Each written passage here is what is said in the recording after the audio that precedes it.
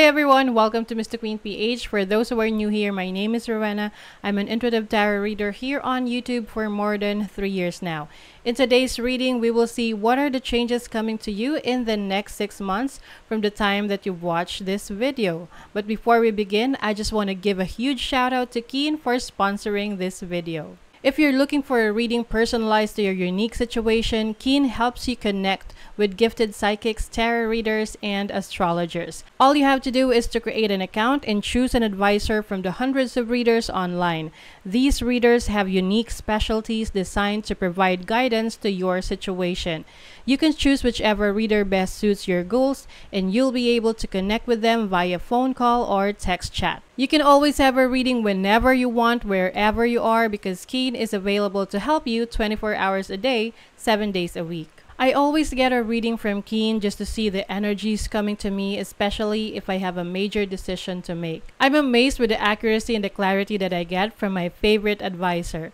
That's why it's still best to get a personal psychic reading because it is directed only to your energies. Now, here's your chance to get a personalized reading from Keen because as a new customer, you can try your first 5-minute reading for only $1. Just go to trykeen.com/QOP or click the link in my description to connect with a Keen advisor. You can also scan this QR code so you can easily access the website. This is a great deal to start a psychic reading online. Imagine it's only $1 for a 5-minute reading. Again, that's trykeen.com/QOP. The link is on the description and on the pinned comment to get a reading and enjoy a huge discount.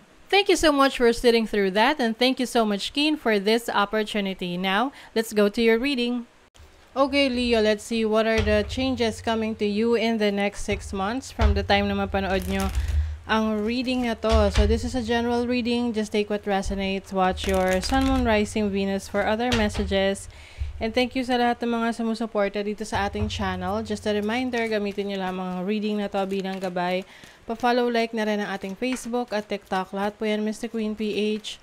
Like, share, subscribe, turn on post notifications para lagi kayong updated sa ating mga readings. And if you're interested in private readings, meron tayong 30% discount extended hanggang March 31, 2024.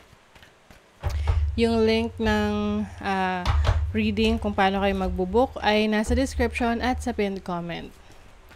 Ayan. So, let's see, Leo, what's coming to you? What are the changes in the next 6 months? Yin. Ayan. So, Yin is about feminine energy. Being more creative, being more open to new ideas, no? And this is also about receiving and taking care of yourself. So, maari ngayon, mas magpo-focus muna kayo sa inyong sarili in the next 6 months. Mas magiging, prominent ang inyong feminine energy. Yan. Mas creative and then, focus sa inyong, pag-aalaga sa inyong sarili. Okay, you also have deep knowing. Some of you, meron kayong mga i-discover about yourself. Like, especially yung spiritual side ninyo, no? Maaring, yung iba magkakaroon kayo ng spiritual awakening. Mas lalong lalalim yung pagkakakilala nyo sa sarili ninyo. Yung iba, meron kayong mga aalamin or pag-aaralan ng mga religious beliefs or belief system, no? And then you have regeneration. So maaring merong babalik na sigla sa inyo. Lalo na kung kayo ay dati nawala ng gana, no, sa isang bagay, sa isang tao, sa isang relationship, sa isang trabaho or business, negosyo, ganyan. So ngayon parang in the next 6 months, mas magiging creative kayo, mas magiging inspired kayo to do the things na gusto nyong gawin. Lalo na kung andyan talaga yung interest nyo. Yung iba kasi for some reasons, medyo hindi natuloy yung mga plano ninyo, kaya yung iba nagtampo. Sinabi nyo, wag na lang, ayoko na. Tapos ngayon, nagkakaroon naman tuloy kayo ng interest. Ayan, so nabubuhayan kayo ulit ng loob. Yung dati nyong mga isinantabi na mga priorities before, ngayon bumabalik in the next 6 months. At yan ang ipupurso ninyo. Let's see, ano pa. You have Scorpio energy o transformation, passion. So, mas magiging passionate kayo sa mga ipupurso nyo. May malaking pagbabago sa inyo. Maaring meron kayong realization na ang kailangan yung ipurso ngayon is anything that is creative and passionate ka talaga. So, let's see what else. You also have Taurus energy. So, ito yung kaninang energy na feminine na taking care of yourself, focusing on yourself, self-love, self-care, ganyan. And also, meron din kayong babaguhin sa physical appearance ninyo, the way na manamit kayo or at ipresenta nyo yung sarili nyo. Mas mag-aayos kayo ngayon, no, in the next 6 months. Maaring yung inyong styling babaguhin nyo. Mas maporma kayo ngayon, no? Just to satisfy yourself and para mas maging confident din kayo. Let's see, ano pa. You have energy ng eagle. Ayan, perspective. This is your perspective in life. May nagbabago. Mas nagiging confident kayo ngayon. And yung inyong instinct, yung inyong intuition, mas lalong lumalakas, no? Mapapansin nyo yan na pag meron kayong mga gustong gawin, bigla na lang andyan na sa harapan ninyo, no? Kasi alam nyo na parang dun kayo mas nakaka-connect.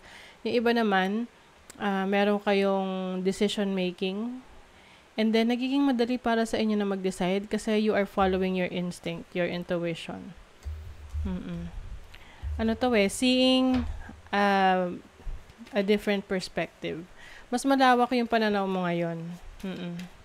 Parang eagle, 'di ba? Yung mga eagle ang taas ng lipad nila, tapos nakikita nila yung pangkalahatan na surroundings nila. Mas malawak kaysa sa nasa lupa lang, 'di ba? Limited. You also have the star. Oh, ayan. You are the star. You are divinely guided. You are nire-redirect ka, no, doon sa iyong destiny. Kaya siguro may mga bagay na, dati sinubukan nyo tapos hindi nangyari. Kasi maaring hindi ka pa ready at that time, no? But now, kung babalikan mo yon at nagkakaroon ka ulit ng interest doon, then you are meant to do that, no? Whatever that is. Kung dati sumubo ka ng pagninegosyo, but for some reasons, hindi mo siya naasikaso, tapos sinabi mo sa sarili mo, sa susunod na lang kapag naasikaso ko na, kapag may oras at panahon ka na. So ngayon, in the next 6 months, magkakaroon ka na ng oras at panahon dyan, no? Sa mga bagay na isinantabi mo.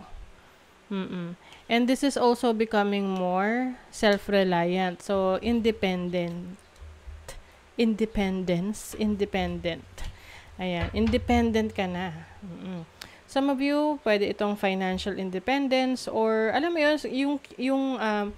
alam mo sa sarili mo na ano man yung pagsubok na dumating, kaya mong i-handle kasi kilala mo yung sarili mo na maparaan sa buhay. So, let's see what else. What's coming to Leo in the next 6 months? Oh, ayan, the star na naman. Wish come true. Yes, meron kayong wish na matutupad. Yung iba, travel opportunities ito. Ace of Swords, meron kayong bagong idea, no? Na magpapalakas ng loob sa inyo na i-pursue. Can be a business idea or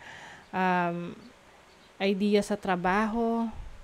Yung iba sa inyo, pagsasabayin nyo ang corporate na trabaho kung kayo isang empleyado at saka yung pagbe-business.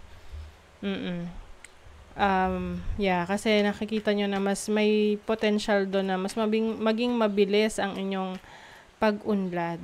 Oo nga naman. You have the 7 of Swords. Be careful sa mga taong masikreto sa inyo. Oo. Lalo na sa pera kasi pwede dyan na yung parang may itinatago sa inyo. Kapag tinanong nyo, halimbawa, romantic partner nyo, tinatanong nyo magkano yung sweldo niya, ayaw niya sabihin. Although, sarili niya yon, diba? Not unlike pag mag-asawa na, syempre kailangan you know, no? Pero pag mga ganyan, pwedeng hindi lang pera or anything na ginagawa nila na secret. Mm-mm. Oh, this can be a person from the past. Okay, itong babalik. Mag-ingat sa bumabalik na person from the past, okay? Kasi ito ay ano, baka may hindi magandang intentions na itinatago. But for your family, I see happiness, no, in the next 6 months. Fulfillment, pwedeng may bakasyon sa ibang lugar, no, or meron kayong property na mabibili. Especially with the King of Pentacles. So, that is your reading, Leo. Thank you so much. Bye.